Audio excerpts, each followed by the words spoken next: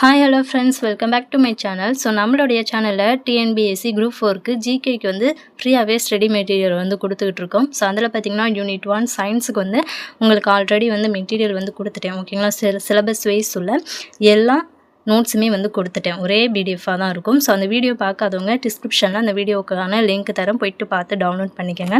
So இன்றைக்கி எந்த unit பார்க்க போகிறோம் அப்படின்னு பார்த்திங்கன்னா யூனிட் 2 இந்தியாவின் புவியியல். ஓகேங்களா, ஸோ ஜியாகிரஃபி தான் பார்க்க போகிறோம். இதில் உள்ள ஒன்லைனர் இம்பார்ட்டன்ட் கொஸ்டின்ஸ் எல்லாமே இருக்குது. ஸோ அதாவது பார்த்திங்கன்னா உங்களுக்கு சிலபஸ் வைஸ் வந்து இதில் பிரித்து உங்களுக்கு நீட்டாக வந்து கொடுத்துருக்கோம். ஓகேங்களா, ஸோ நீங்கள் வந்து புக் இல்லை,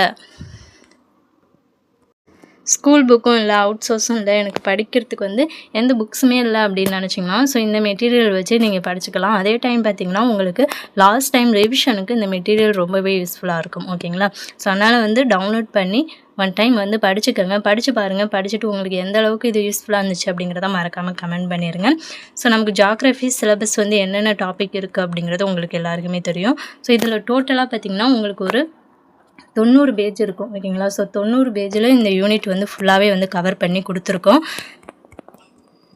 ஸோ இந்த மெட்டீரியல் ரெடி பண்ணுறதுக்கு தான் கொஞ்சம் டைம் ஆயிடுச்சு. ஸோ அதனால தான் வந்து இடையில வீடியோஸ் வந்து கொடுக்கல. ஸோ சயின்ஸுக்கு பார்த்திங்கன்னா ஆல்ரெடி கொடுத்துட்டோம். ஸோ அதை வந்து நீங்கள் இன்னும் டவுன்லோட் பண்ண அந்த வீடியோஸ் நான் இன்னும் பார்க்கல அப்படின்னு நினச்சிங்கன்னா டிஸ்கிரிப்ஷனில் அந்த வீடியோக்கள் உள்ள லிங்க் தரேன், போய்ட்டு பார்த்து டவுன்லோட் பண்ணி அந்த யூனிட்டையும் நீங்கள் என்ன பண்ணிக்கோங்க, படிச்சுக்கோங்க.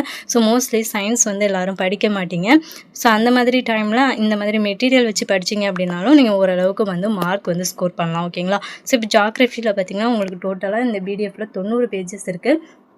ஸோ இது ரிவிஷனுக்கு ரொம்பவே யூஸ்ஃபுல்லாக இருக்கும். ஸோ ஒன்ஸ் நீங்கள் புக்ஸை படிச்சுட்டு அதுக்கப்புறமா கூட அதை நீங்கள் படிச்சுக்கலாம், ரொம்பவே யூஸ்ஃபுல்லாக இருக்கும். ஓகேங்களா, ஸோ இந்த பிடிஎஃப் பார்த்திங்கன்னா டிஸ்கிரிப்ஷனில் இருக்குது, டவுன்லோட் பண்ணிக்கோங்க. ஸோ டவுன்லோட் பண்ணி ஓப்பன் பண்ணும்போது கண்டிப்பாக அது பாஸ்வேர்டு கேட்கும். ஸோ இந்த பிடிஎஃப் ஓப்பன் பண்ணுறதுக்கான பாஸ்வேர்டு என்ன அப்படின்னு பார்த்திங்கன்னா jtktips@unit2. ஸோ இதுதான் இந்த பாஸ்வேர்டு இந்த பிடிஎஃப் ஓப்பன் பண்ணுறதுக்கான பாஸ்வேர்டு. ஓகேங்களா, ஸோ எல்லாமே ஸ்மால் லெட்டர் தான், jtktips@unit2. ஸோ இந்த பாஸ்வேர்டை நீங்கள் போட்டால் மட்டும்தான் இந்த பிடிஎஃப் வந்து ஓப்பன் ஆகும். ஓகேங்களா, ஸோ டவுன்லோட் பண்ணி ஓப்பன் பண்ணி படிச்சுக்கோங்க, ரொம்பவே யூஸ்ஃபுல்லாக இருக்கும். ஸோ நாளைக்கு வேறொரு யூனிட்டோட நாளைக்கு பார்த்திங்கன்னா நெக்ஸ்ட் பார்ட், அதாவது நெக்ஸ்ட் யூனிட்டுக்கான மெட்டீரியல் வந்து உங்களுக்கு நாங்கள் ரெடி பண்ணி கொடுக்குறோம். ஸோ தொடர்ந்து ஃபாலோ பண்ணுங்கள், சப்போர்ட் பண்ணுங்கள்.